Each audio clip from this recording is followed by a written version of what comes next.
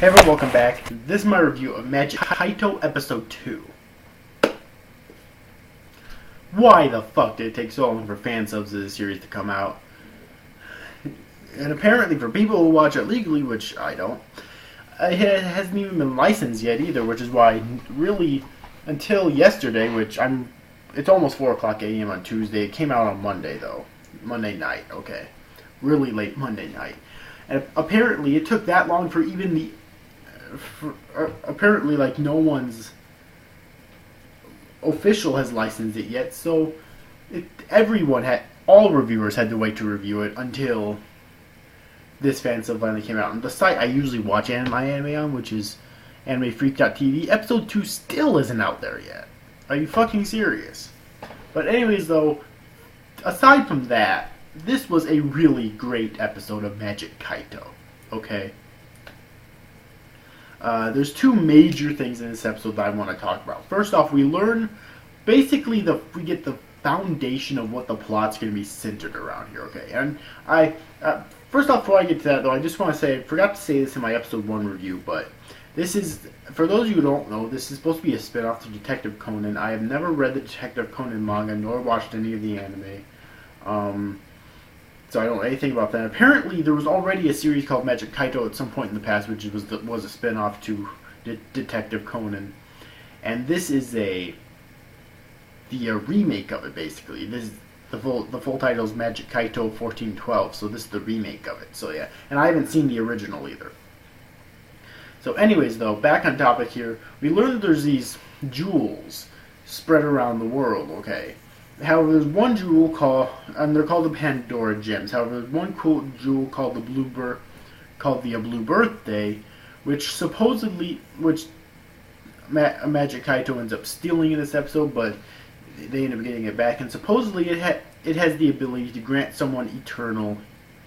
Wait, no, sorry, I'm getting mixed up here. There's one of the jewels. The Blue Birthday isn't one of them. There's one of the jewels that has the ability to grant eternal youth, and that's why these thugs are after it, who supposedly killed Kaito's father. I mean, they don't directly say it, but we're basically, I'm assuming, supposed to assume that they are actually the ones who killed his father. And his father was after it for some reason. Now, you know, we assume, of course, most people would probably assume it's to destroy it because of its eternal youth, but we don't really know anything about his father. All we know is what he said about his father, and are we really supposed to assume that he knew everything about his father? You know, maybe his father actually wanted eternal youth because he wanted to steal forever. It's very well possible. However, Kaito in this episode made the resolve to hunt it down, to destroy it. Okay. So that's really good. Now, I want to make a connection here, okay? Kaito reminds me so much of Sly Cooper. For those of you who know me well, I'm a huge fan of the Sly Cooper video game series on Sony. Kaito is so much like Sly Cooper, the character. Seriously, he is. His personality, how charismatic he is, how joking he is, even though he's a thief, how well he's able to fucking steal. It's like, the connections are endless, and I've yet to see Lupin the Third, but I'm sure Kaito's a lot like Lupin the Third too. Okay, I mean, I'm sure he is. I just can't make a for sure reference to that because I've never seen the anime nor read the manga. But anyways, though, I just wanted to state that real quick here before I continue on with this review. Now, another thing that happened. So that whole revelation with the plot there was really interesting. But another thing that happened was at the end of this episode where we're kind of delving deep into like a romance subplot with Kaito and his good friend Aoko, which I actually really like. It is kind of cheesy, but I'm really enjoying it. Okay, I really am. That's because I'm a sucker for romances. You should know this about me by now. Okay, and that display that he had at the end of the episode looks so beautiful. The animation with those fireworks and that building lighting up with Aoko's name saying happy birthday and whatnot. The animation was so beautiful and it was just so colorful. I just loved it. And, you know, he certainly knows how to cheer a woman up. Seriously. I mean, if you want, well, if you do that, you're gonna either do one of two things. You're either gonna cheer her up, or you're gonna embarrass her so much she's gonna hate you even more. Thankfully, in this case, it cheered her up amazingly. Seriously, that was actually my favorite scene in the entire episode. It was so good. Now, one thing I do have to ask here, though, is when is Aoko actually going to find out that that Kaito is actually Magic Kaito? Huh? Because she obviously doesn't like Magic Kaito.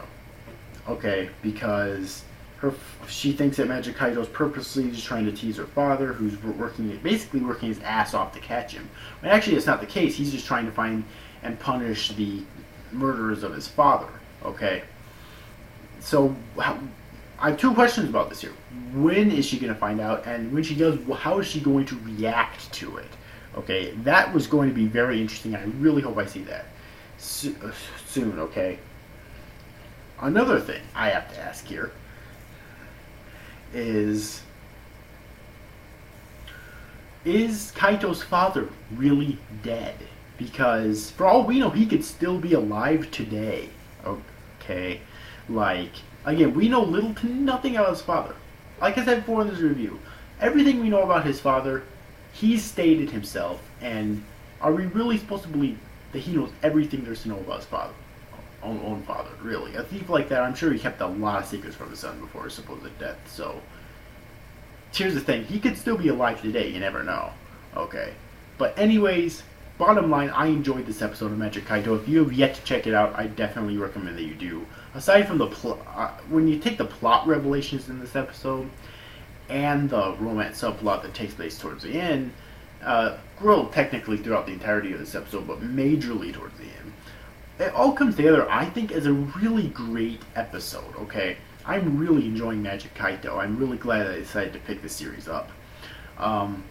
So yeah, I really enjoyed this episode. So anyways, overall, hope you enjoyed this review, guys. These FTIs, thanks for watching. Bye-bye.